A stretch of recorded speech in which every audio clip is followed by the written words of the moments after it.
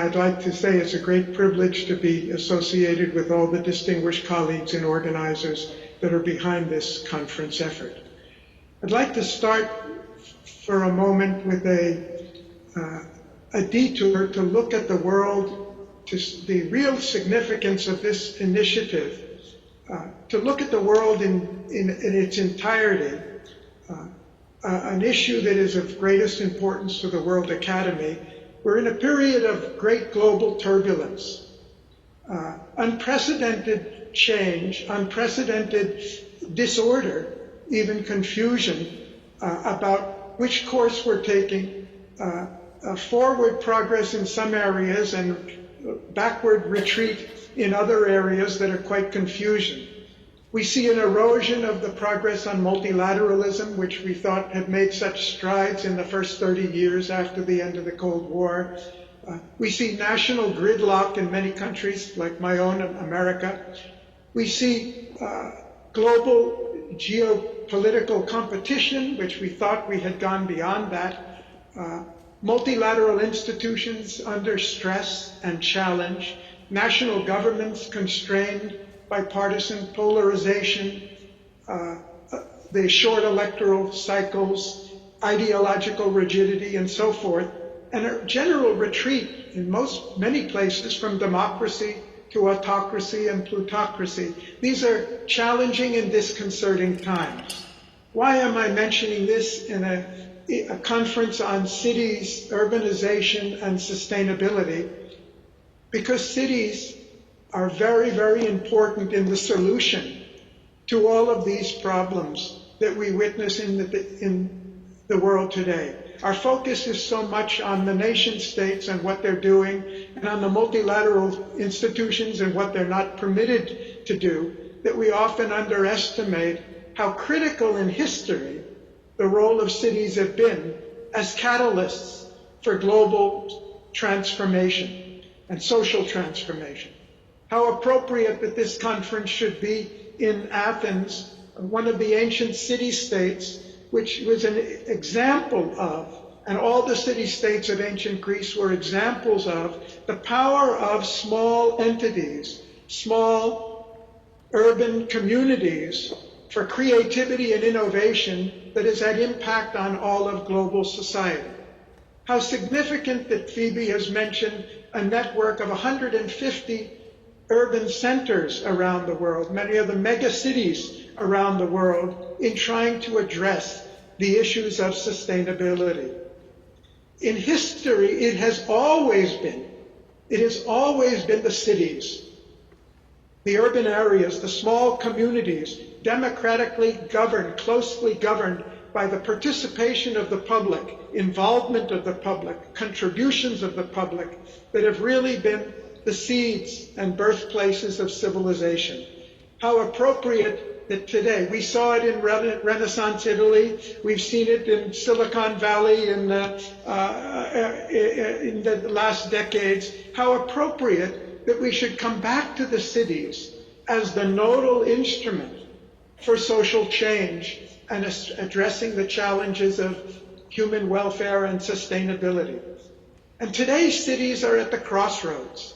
As Phoebe mentioned, more than half the population is here.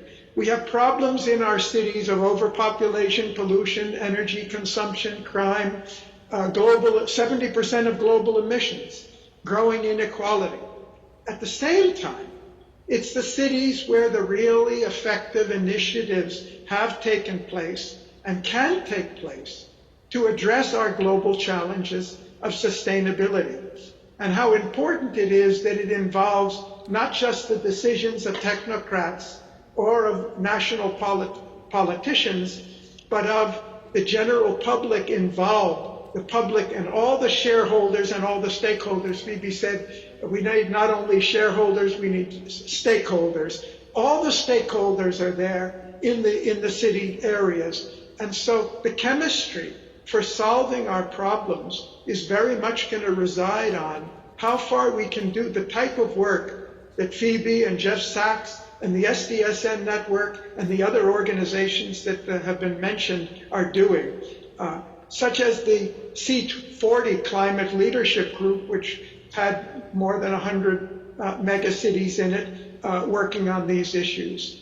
So we're in a point of transition where not only we need global governance, but we need very much urban governments to be strengthened and reinforced, and we need the knowledge and the leadership in these urban communities equipped with all the knowledge, and that's what we heard about the SDSN program. That's the target, is to equip the decision makers who are in touch with the public to bring back democratic renewal and feed the ideas of planetary well-being into that of the decision makers and governors in the local communities around the world. This is really where the change is going to take place. The World Academy of Art and Science was founded as a transnational, transdisciplinary organization by prominent intellectuals strongly committed to promoting the importance of science diplomacy and national and global governance. The aim of the society is to transcend the disciplinary silos, promote human-centered, value-based science for human security, social welfare, and sustainable development. Today, we need a transdisciplinary approach that integrates climate science, economic policy, community values, education, and governance into a single coherent strategy. And that's what we heard from Phoebe in her opening remarks. We need to address three core priorities for urban sustainability: systemic finance and resilient planning, education and skills for a just transition, and participatory governance, and social innovation. This is a time for us to really focus on the sustainable cities, not just sustainable, but thrivable, as it was mentioned in the brochure, places where people flourish in harmony with nature. And a city becomes truly thrivable when its safeguards are not only environmental, but dignity, creativity, and aspirations of its people. I wish you great success in this important conference. Thank you.